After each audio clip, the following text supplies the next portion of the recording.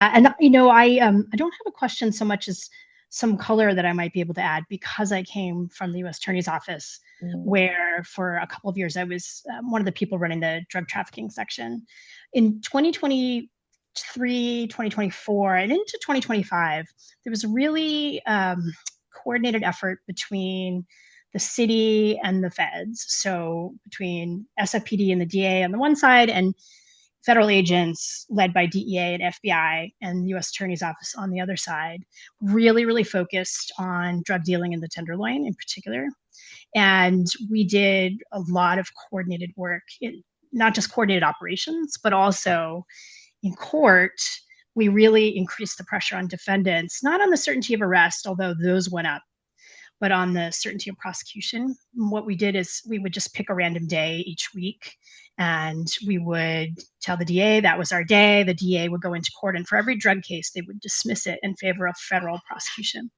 So many drug crimes at the state level are dismissed for lack of evidence. And I mean, it's extremely common on the rap sheet of every other defendant that I looked at. But once you get to federal court, those numbers change. And that certainty that there's a real prospect that people would be prosecuted by the federal government caused a couple of things to happen. One, it caused federal prosecutions to increase, which led to actually a lot of deportations of drug dealers. Two, it kind of got the word out, and we could see both anecdotally and also through the stats that our offices were keeping that crime was down in the Tenderloin. But things have changed. Relationship between the federal government and the city has obviously changed somewhat in the last year. And scams are actually a really good example of how it's changed. So we had a program in my section. My section was called the Organized Crime Drug Enforcement Task Force, but we actually did quite a bit more than that. In fact, they changed the name to Transnational Organized Crime. And one type of scheme that we were actually prosecuting was what is sometimes called pig butchering, which is essentially like romance fraud. And we did a really big romance fraud case that pulled in people as far east as Atlanta, defendants and victims all over the country, and the money was being sent out of the country. We were able to do cases like that under the prior administration, but resources have been obviously diverted pretty heavily to other priorities, and I think that's why we're seeing scams as an example of a crime that has probably increased or at least not gone down. So that's my color. Happy to I don't want to take any more attention away from anyone else, but later or some other time, happy to talk more about that with folks. I think Alexandra is absolutely right on both counts, particularly in 2021, 2022. You saw a lot of cooperation between the state, the feds, and the city. It's gone down because the feds are looking more at immigration now, and not so much as at drugs in San Francisco. But that cooperation really did help start the downturn in crime. Very good point. I also say that anecdotally, we're talking about $10 billion in scams annually, and there's not a really good program to help people prevent scams. We put out some public information, but if your computer crashes and you can't you don't know how to fix it and you get involved in a scam. I had a friend who lost $40,000 this way. There's no way to get somebody to get help. I think that's something that could be done. The San Francisco Police doesn't do it. The Department of Justice doesn't do it. The FBI doesn't do it. There are a number of places you can call a report. You've been scammed. But anyway, Maria Lisa. Yes. Z Rants, the famous Z Rants. Go ahead. I will mention briefly the fact that some person that I'm very familiar with was scammed about cutting out your computer. And that's like the easiest thing to deal with as long as people know, just turn the thing off. And you don't have to really worry about it if you just turn it off and then whatever, or go backwards, whatever. There are ways to handle it.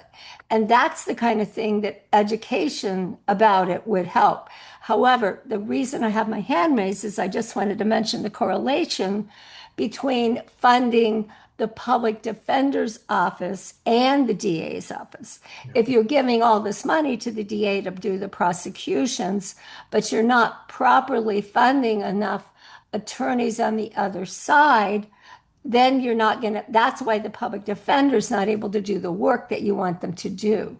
So that really needs to happen as well. The balance needs to be there as far as the funding goes. Thanks. Thank you. The public defender and the DA got their budget at approximately the same levels in the last funding cycle. They're both not as high as they would be if you take inflation into account. But the public defender actually refused to take on some cases. That's kind of unprecedented in California. And anyways, it's been 20 minutes, so we're going to go on with our speaker, Alexandra Shepard.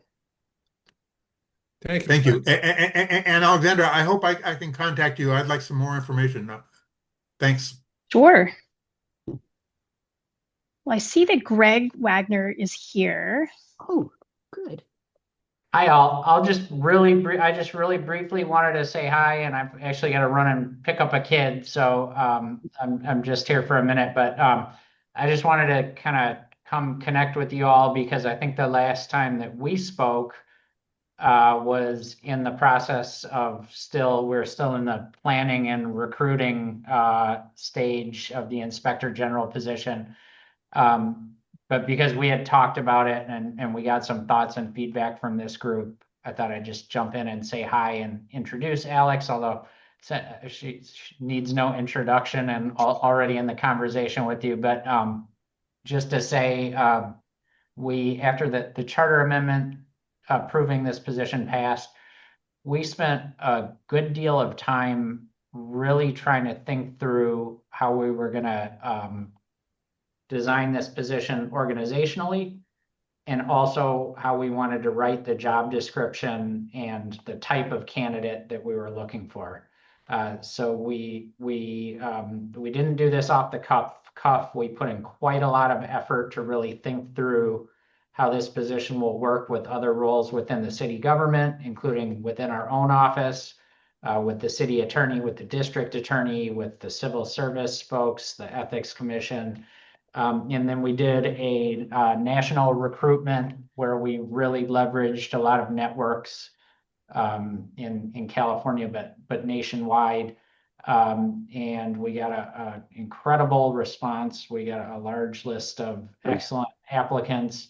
And it turned out that the top applicant happened to be right up the street from us at the federal U.S. Attorney's Office. So we selected Alex for the position. I am just so happy that we were able to recruit Alex to join us. She'll tell you about some of her history, but long career in the law, but also with a lot of overlap with San Francisco. And Alex has kind of hit the ground running, and we've tried to have the structure set up, but it's building a new role. So it is going to take some time to kind of build this function within the government. Part of that work is going out and talking to people and meeting people and making connections so that we can kind of have the lines of communication within the government, but also with the community open to get thoughts and feedback and tips.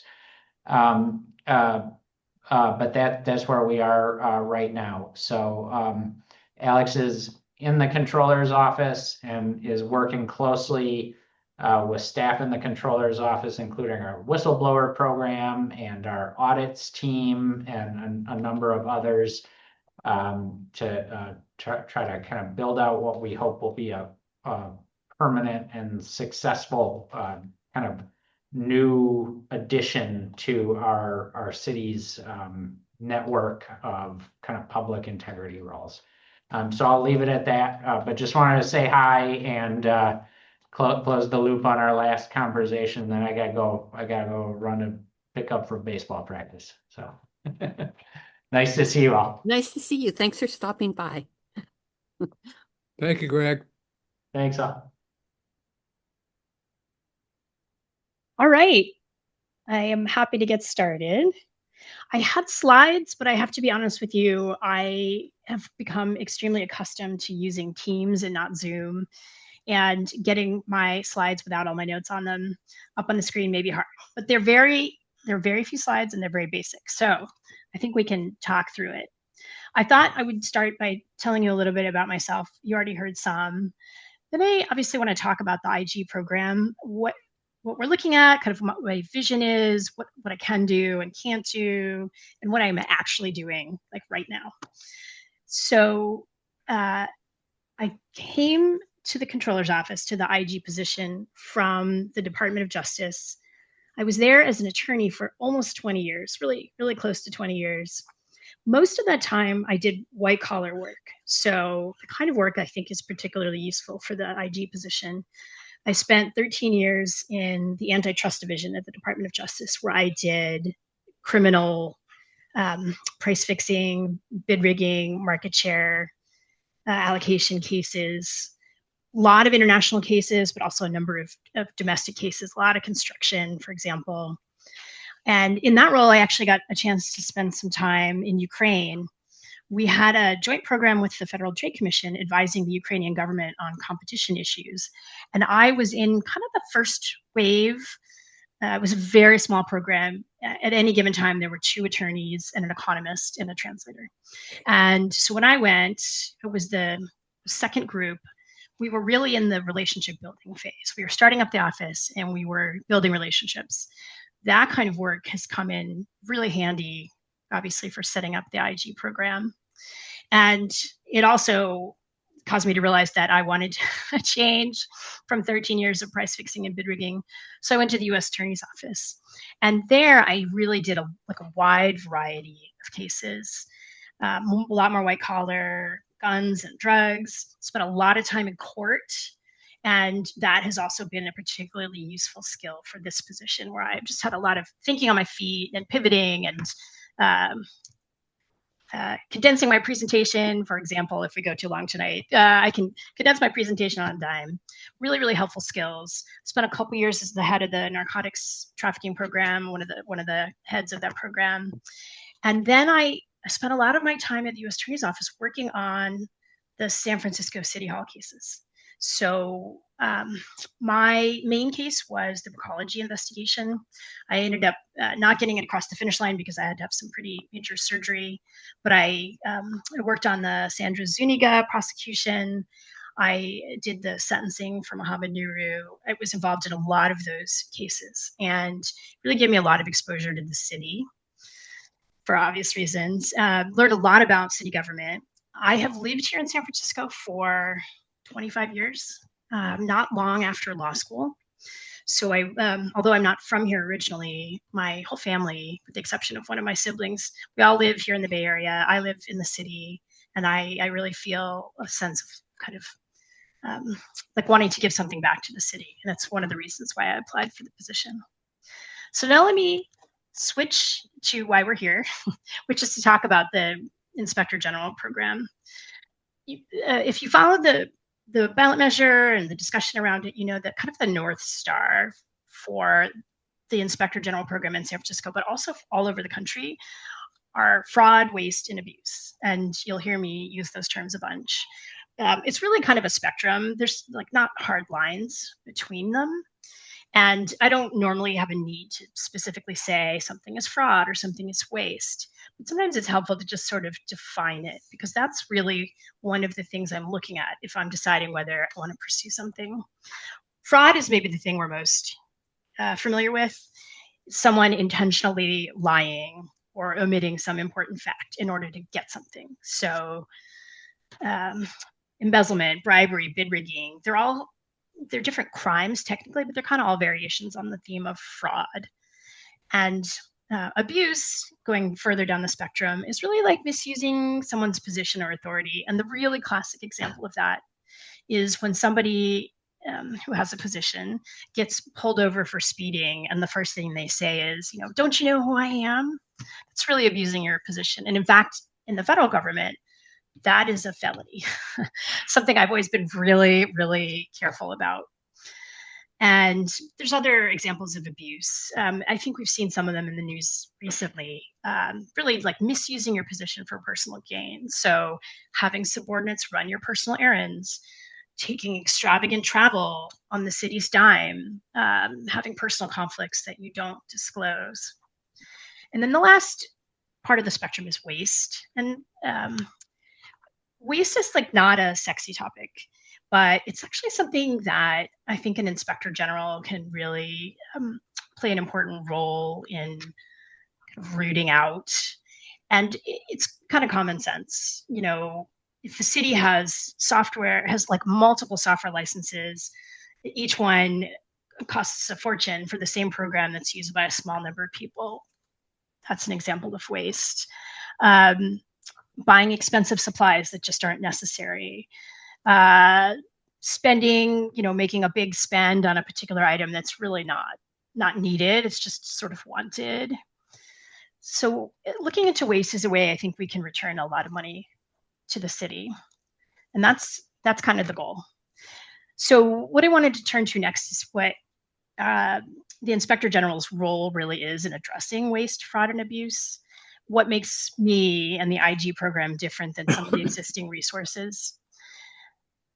I think one of the hallmarks is that I don't have a lane for the most part. City departments, city accountability partners like the DA, the City Attorney Ethics Commission, they all have a lane. The DA's lane is criminal cases for the most part. City Attorney is looking at employee misconduct. They also will help litigate recovery of dollars. Ethics Commission is dealing with specific ethics rules. I can look at things that cross those lines.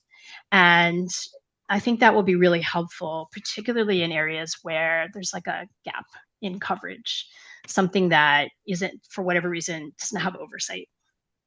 I can look at city contractors. I'm not limited to folks in the city. And that can be both for-profit, like construction companies, or nonprofits, which have been in the news a lot. Another really interesting aspect of like the sort of broad scope that's available to me is I can be proactive. Pretty much everyone else has to be reactive. They need to hear about something and investigate it.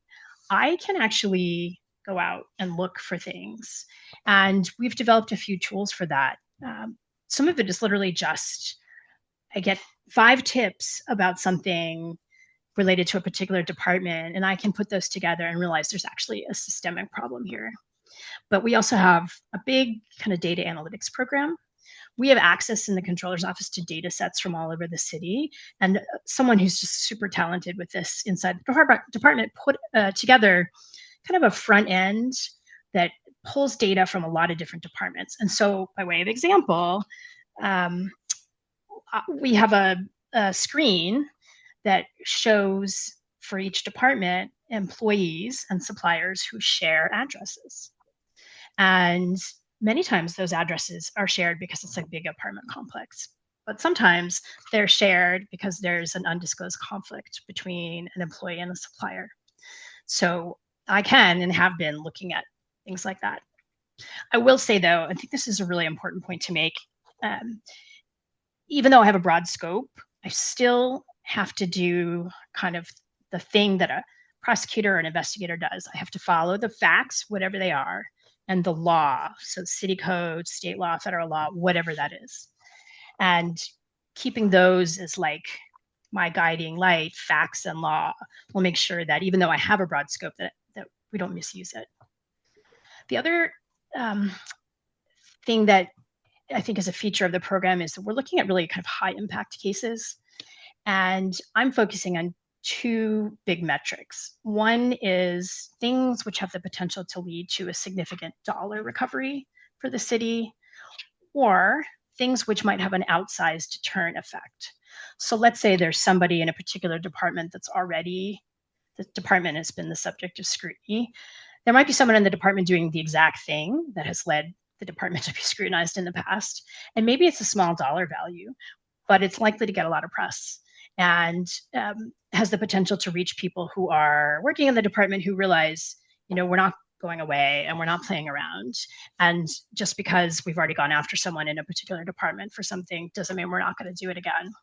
So kind of outsized deterrent effect.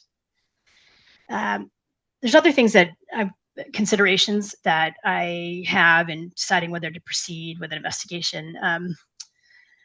Subjects, so city versus contractor versus nonprofits, time horizons for the investigation or the project, potential outcomes. So is it a referral to the DA? Is it likely to end up in a report?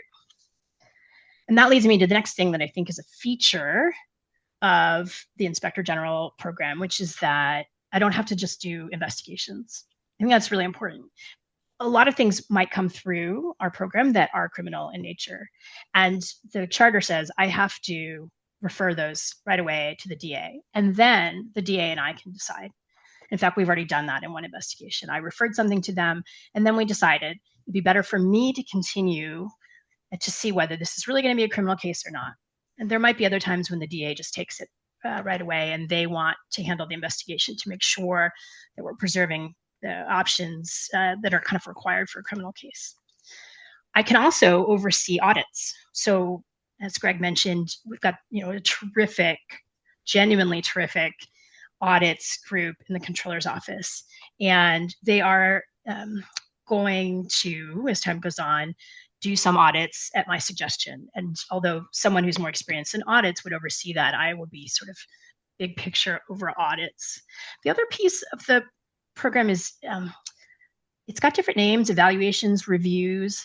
This is like a little more amorphous. It allows me to just take a look. If there's a department that I see, as I mentioned earlier, I might get 5 complaints about different aspects of a department. And when I put them together, I see this is a department that might actually have a problem, not a corruption problem necessarily, but an abuse problem or a waste problem. And I can actually go in a sort of structured way, almost like an audit, really evaluate that issue. Another thing that's a feature of the program, I have more tools. So I don't just have access to city information and data across city departments. I have subpoena power that I can use both inside the city and outside the city, and I can swear out search warrants. These aren't tools that are used a lot in the city. My understanding is it's been years since the controller's office issued a subpoena, but that was like my bread and butter as a prosecutor, and I'm not afraid to use them if I need to. Finally, because I've been going on for a bit, so another feature is there's like a variety of potential outcomes. Not everything I do, as I said, is going to result in a criminal investigation or criminal charges. I'm required to refer criminal stuff to the DA, ethics-related issues to the city attorney and the ethics commission. I can proceed with investigations on my own. I can make recommendations on policy to the mayor or to supervisors, and I can do reports. I call this sort of using my voice. I will be able to issue written reports. In fact, I'm required to do 2 a year. But I think at the close of certain investigations, I'm going to issue some written report which alerts the public to a particular issue. There's a few things I can't do. And now I've been here in this position for almost 4 months. I really have a much better sense of that than I did when I started. And I have obviously visibility into the complaints that are coming in.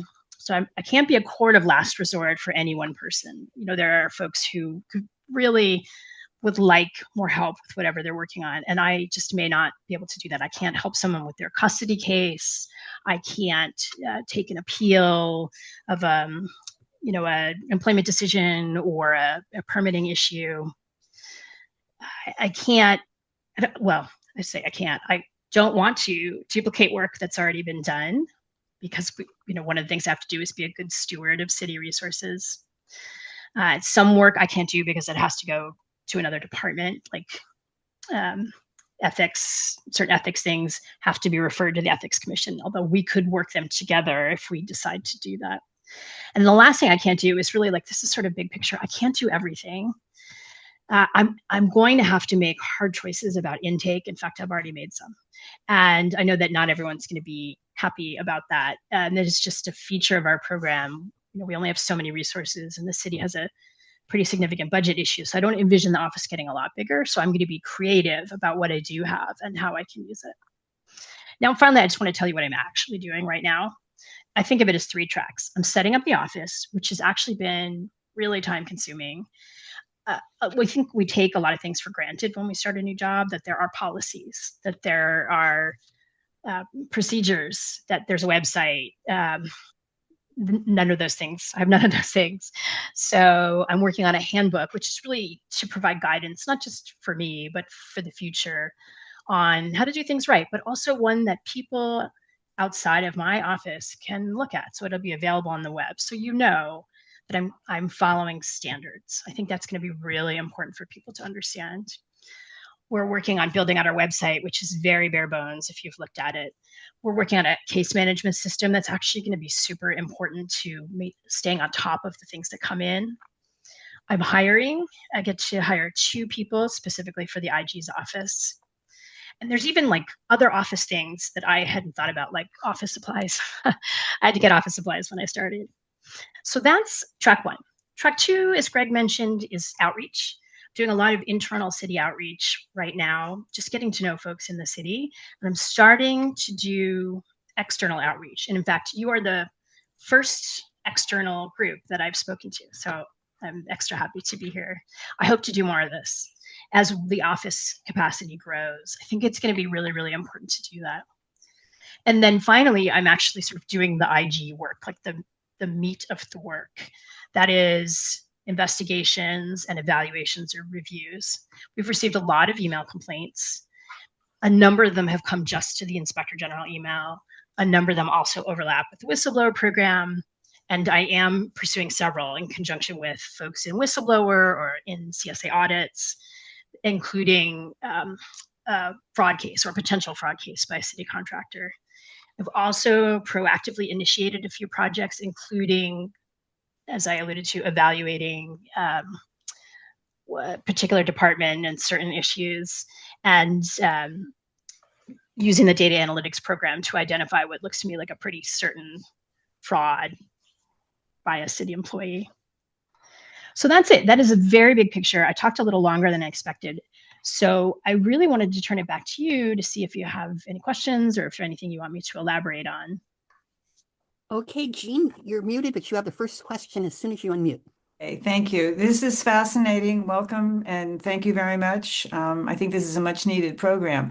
I have too many questions, so I don't want to monopolize this, but and I'm going to write them down, by the way, so I can make sure that I don't miss anything. If someone feels that there is fraud or waste or abuse going on and thinks that this is something the Inspector General should look at, what is the process for getting this to your attention? That's obviously a great question. So there's 2 ways, really. Well, more than 2. First is something might come up today in this interaction we have, or you might see me at City Hall and you might stop me in the hall. But more formally, 2 email addresses. One is the whistleblower program. That's, I should have written it down. It should be whistleblower@sfgov.org. And I'll tell you more about that, but I want to contrast it with the second one, which is inspectorgeneral@sfgov.org. So the first one is our whistleblower program, which exists already, predates me, and is a function that is utilized by IG programs all over the country.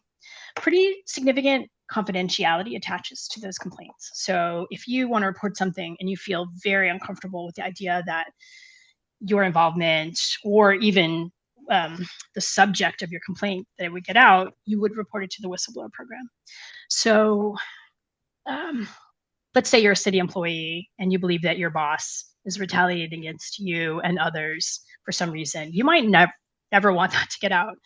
You can report that anonymously or not to the whistleblower program. But the whistleblower program has really strong confidentiality from beginning to end. So they can't even report publicly. There is, this specific department, this specific supervisor retaliated against employees. None of that could come out. So that's where the Inspector General email comes in. And a lot of people have been using it this way. There may be something that you observe that really doesn't have anything to do with you, and you want to report it. And in fact, you feel like shedding light on this could be important. And so you don't care about confidentiality. Your identity as the reporter, we would maintain that confidentiality. But at the end, if in fact it turns up, let's say we determine that there's likely fraud and we refer it to the DA and the DA takes the case. I probably wouldn't be able to say until the DA was finished that I referred a very specific thing to the DA, but I can say we referred 3 potential fraud cases to the DA. But I can also say, on the basis of a tip from a community member, we examined this program and found that they, wastefully did X, Y, and Z at this department. So 2 main avenues, but then there's like the informal avenues like this. Oh, and Steve Ward, you have the next question. Go ahead and unmute. Okay. Recently, I'm in the LaPlaya Village neighborhood, and recently we've been having a problem with there's a company. It's called Midpen. Anyway, they built teacher housing on 43rd Avenue, and in the process of trying to get consensus from the neighborhood and from the supervisor to push this program ahead to build this building, they intimated that they were going to give the community access to a community center there. And then what has happened recently is that they finally built the thing. As far as I know, the city of San Francisco lent them $48 million, I think it was $48 million, and leased them the property, which is Unified School District property, for free. And so they contested the idea that we should have free access to the community room, the building. Instead, what they did was, first of all, there's a Channel 7 expose on this that backs up what I'm kind of saying. But in any case, what they did was they leased the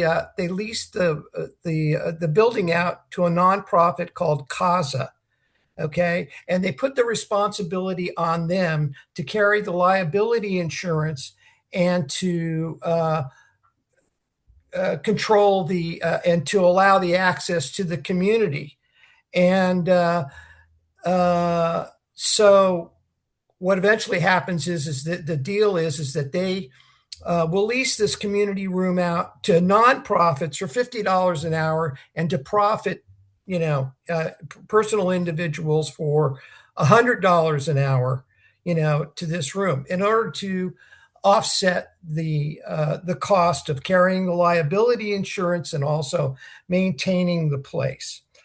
And I suppose my question to you would be, I feel like our group really wouldn't have standing, I don't think, in a case like this, but I do think that the city of San Francisco might, because they also use the community room for town hall meetings and that kind of thing. As a matter of fact, the previous supervisor in Guardio tried to get access to this room, and it was denied because they hadn't had a lease holder there to do this thing in the first place. So what I think that the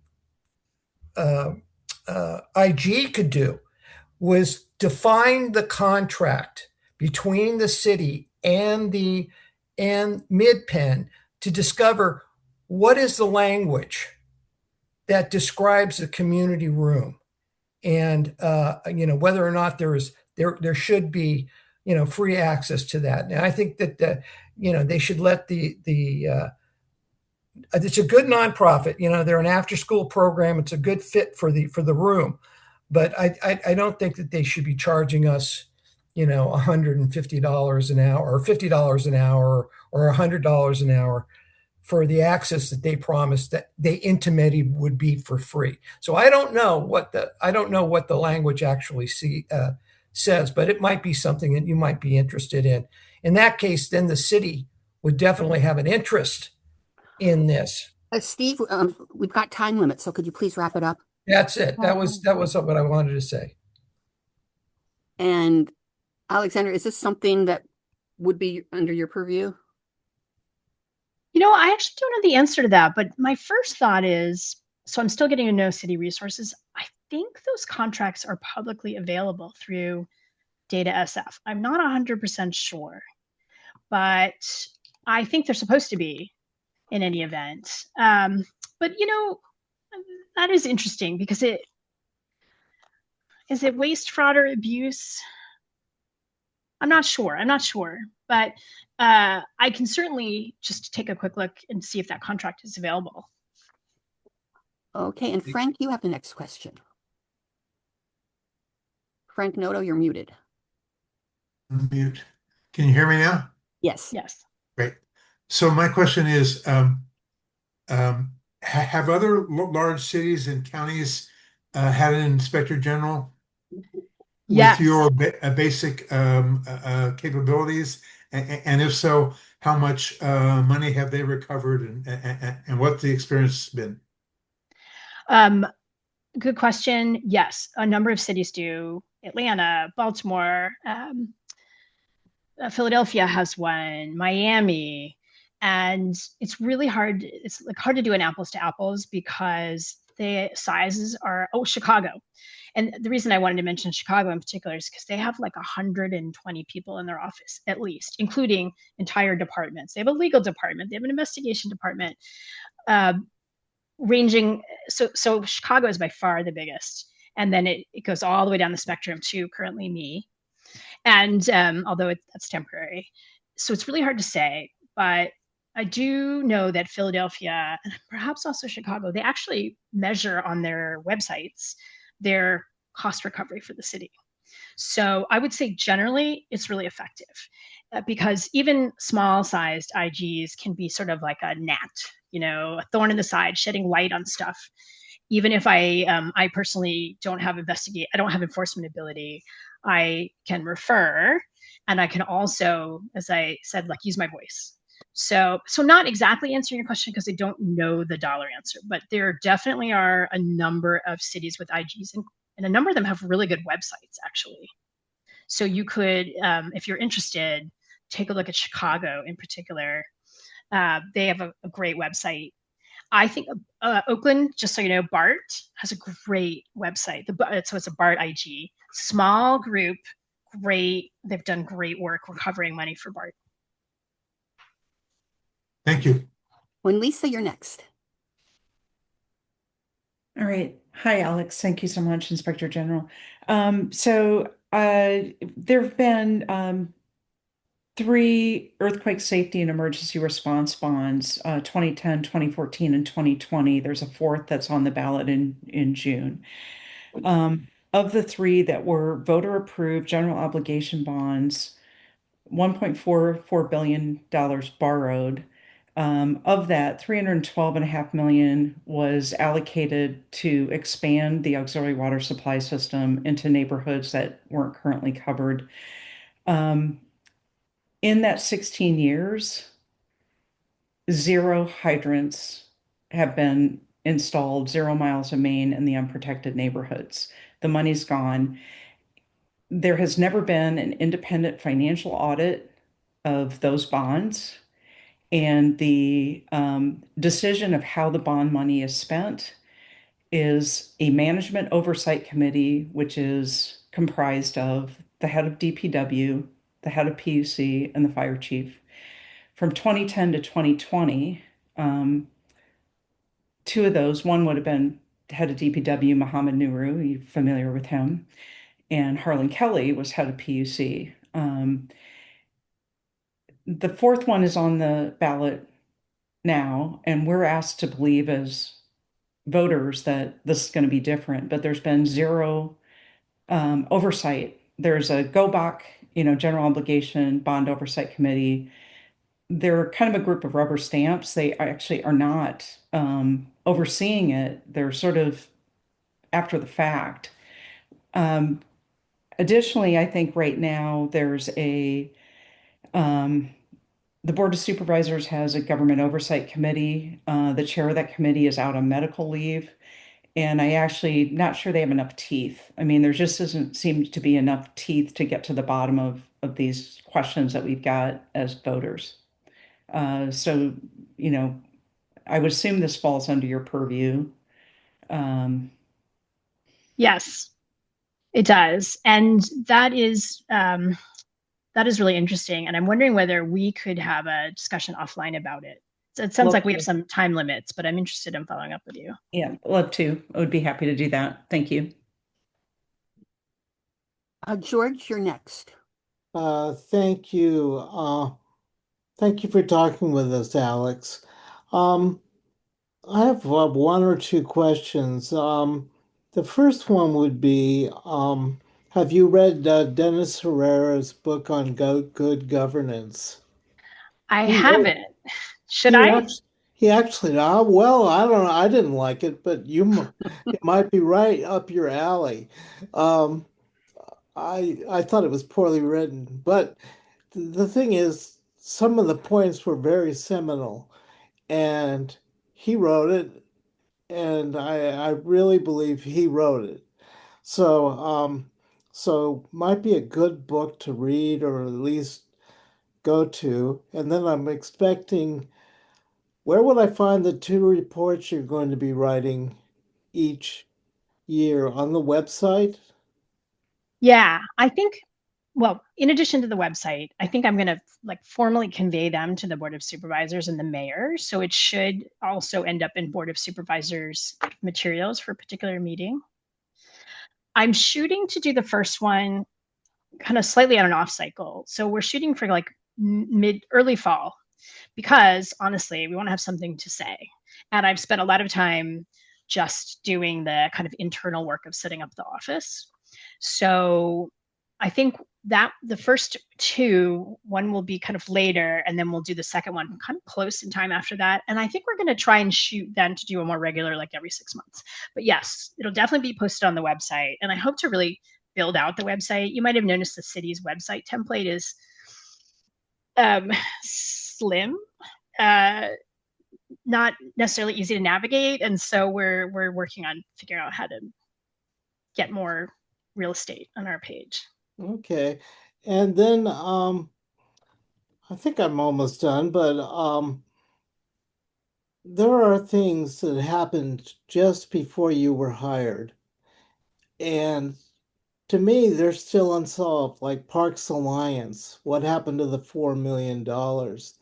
Is there any way for you to circle back on some of these issues and review where that money went? I spoke to Phil Ginsburg, and he was upset about it because he said, well, we lost $2 million. And he didn't seem to know um, what happened to the money. So, and he was running the department at that time. So, and then, okay, there's that. Then the last thing would be, how do you work with the whistleblowers? Why don't I take those in reverse order? Whistleblower. So someone from the whistleblower program is actually like sort of detailed part-time to work with me. So we're working really closely together. And more specifically, we've actually recently, after we have enough data points now, worked out a protocol for referring investigations or complaints really back and forth to each other, depending on kind of the nature. So if whistleblower evaluates complaints for kind of impact level, 1, 2, or 3, 1 is high.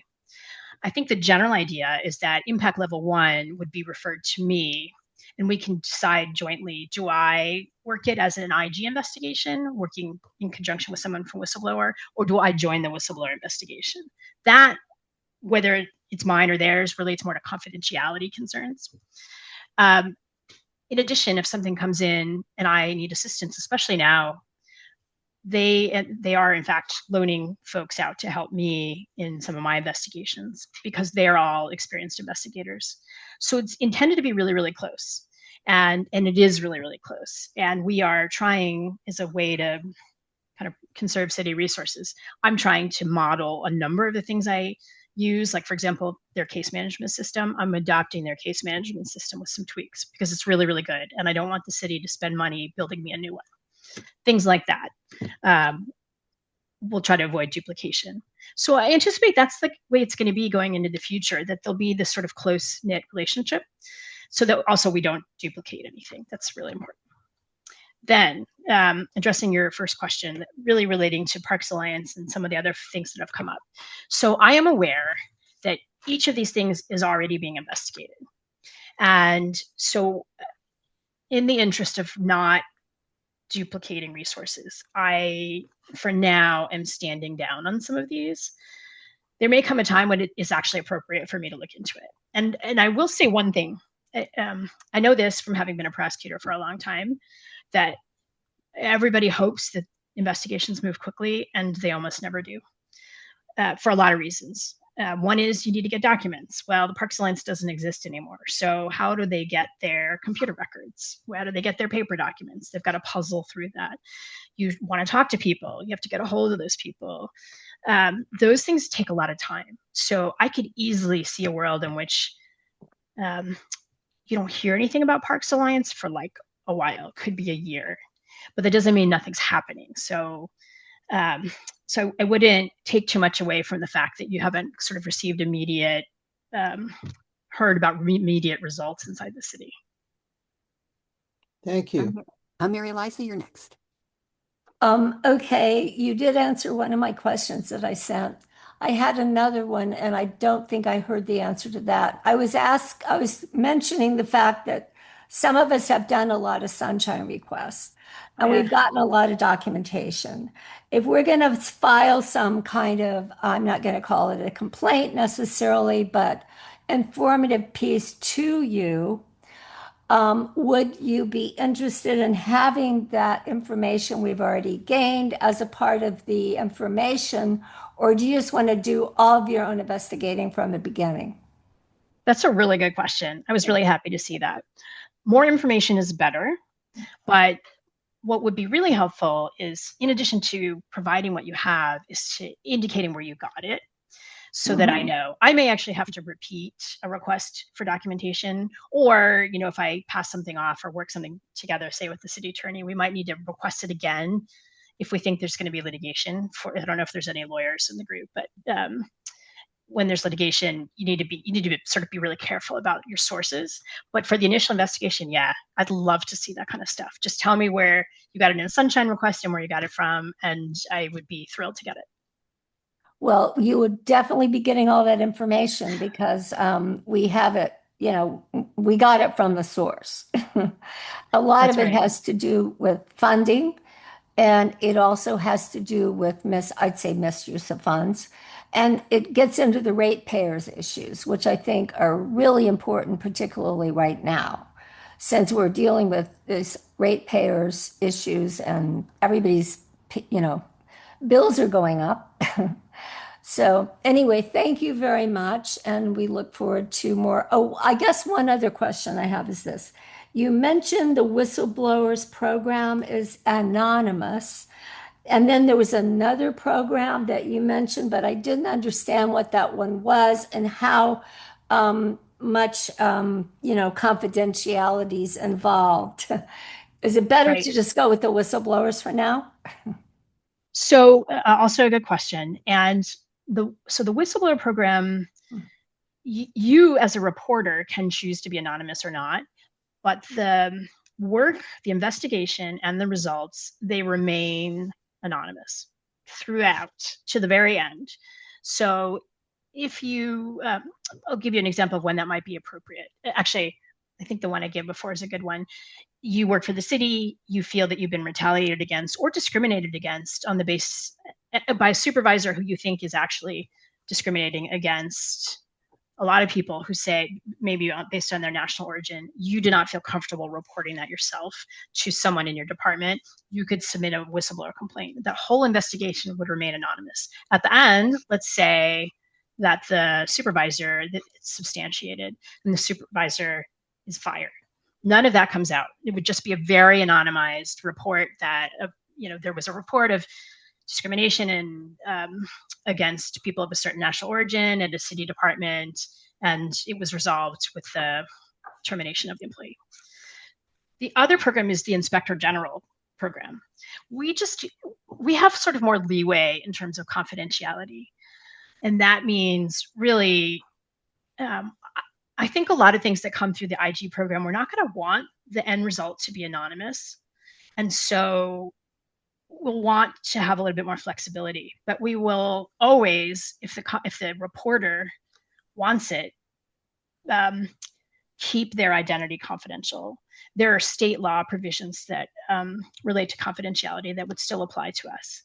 But you kind of can choose your lane if you're a reporter. And you might send something to me and I might ask you, do you wish to proceed, confidentially? And you might say yes. And then I would suggest to you that you resubmit your complaint to the whistleblower program, or vice versa. Does that answer your question? I think it does, but you tell me. Well, yes, I think it also has to do with, maybe you don't work for the city, but you work for somebody else who's involved in something with the city, and you don't want to be in, or you're involved in some other nonprofit that you don't want people to know about. So it definitely sounds, as long as they're both, I don't know which one I would pick at this point. I'll think about it. Yeah. And maybe I'll communicate with you before I actually file anything. But thank you very much. Yeah. Charles, you're next. Okay, Alex, thank you for coming, talking with us tonight and answering our questions.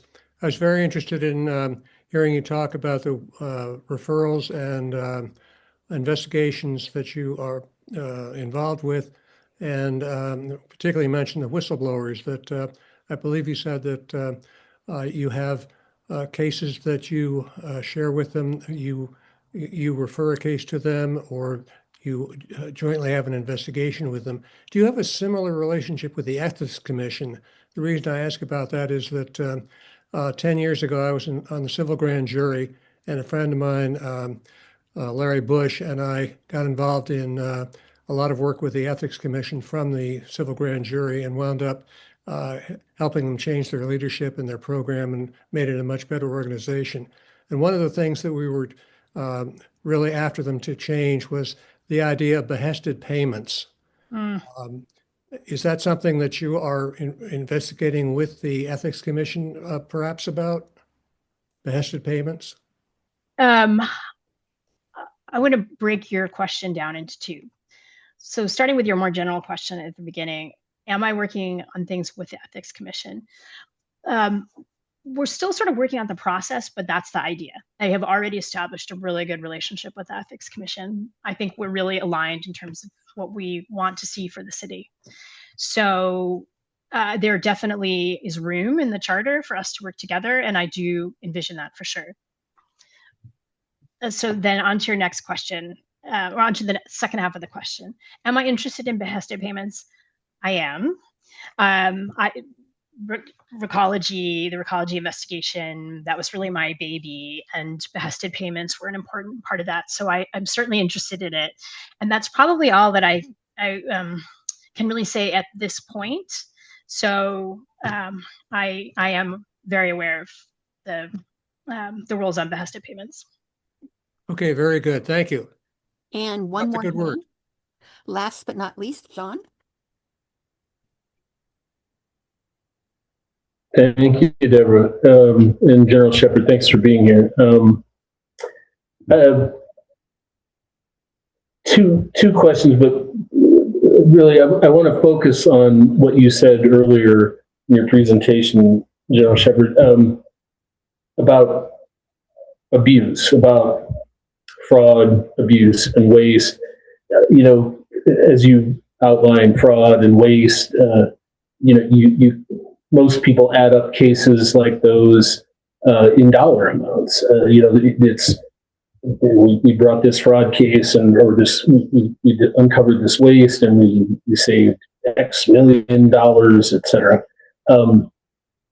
That middle category, though, is one that's really important to me, and often doesn't result in the same sort of large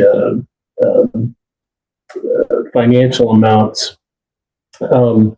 This about abuse. So Lisa mentioned the Earthquake Safety and Emergency Response Bond and the Management Oversight Committee, which, by the way, is, as she described it, department heads. But it's literally a star chamber. These are public officials. They meet in a group that's designated to make these decisions, described in bond language and in bond reports, that they will oversee the expenditure of these bonds. But their meetings are not minuted. There's no public notice. and there's no allowance for the public to observe, participate, or engage in those meetings in any way, shape, or form. They won't allow anyone to come to the meetings at all. We've had people ask. We've had supervisors ask, and the supervisors can't come either. We were told that they do allow the president of the Board of Supervisors to attend. The current president has not. I don't know about previous board presidents, but they're not allowed to send proxies either. So there's these 3 department heads who make all these decisions about a $1.4 billion bond program, which if the one this summer were to pass, it would be almost $2 billion. They're making all those decisions about prioritization, expenditure, projects, all those decisions in the dark. Public is not allowed to see. There's no minutes, no recordings. I don't even know how they actually record how they make a decision. And so this is an extremely abusive scenario, or there's great potential for abuse of power in this. It's one of the reasons we very much like to see this taken a look at. But that also brings up some of the other part of the question, and then I'll end quick. How do we go about maintaining a commitment on the part of your office to investigate those abuses as well? It's interesting to me that there are places where I see abuse of power, in things like the voter information pamphlet and inaccuracies within it. And yet sometimes those that's going into the current voter information pamphlet, a statement that's flatly false was signed off on by the mayor. These are abuses that don't have dollar amounts, but they're still an abuse, and they are treating their voters in a way that they shouldn't be treated. The voter information pamphlet should be sacrosanct. It should be filled with truth and not falsehood. But that's not what we're getting right now. And so I guess the general theme of my question is, these are a couple of examples of things that I have concerns about. But that middle category, how do we continue to get your attention and your office's attention to these abuses of power that often happen, like I said, behind closed doors and places where it's really difficult? You cannot even sunshine a document of the Management Oversight Committee because they don't keep any. You can't sunshine minutes. You can't do any of that. How do we get more attention to those kind of abuses of power? Share them with me. I can't, just purely based on kind of resources, can't commit to investigating anything. But you, and I'm sorry, your colleague, Lisa, you certainly caught my attention.